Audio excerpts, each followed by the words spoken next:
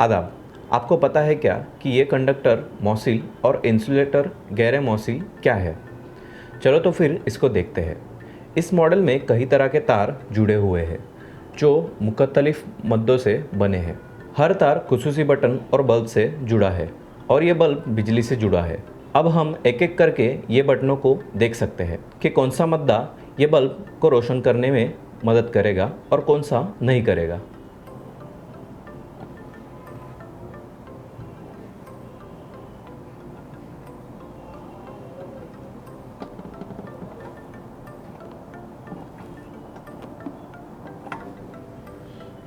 इसमें हमने देखा कि तांबा, एल्यूमिनियम ये धुतों के तार इलेक्ट्रिक कंडक्टर है और रबर, लकड़ी, नायलॉन के तारे इलेक्ट्रिक इंसुलेटर है।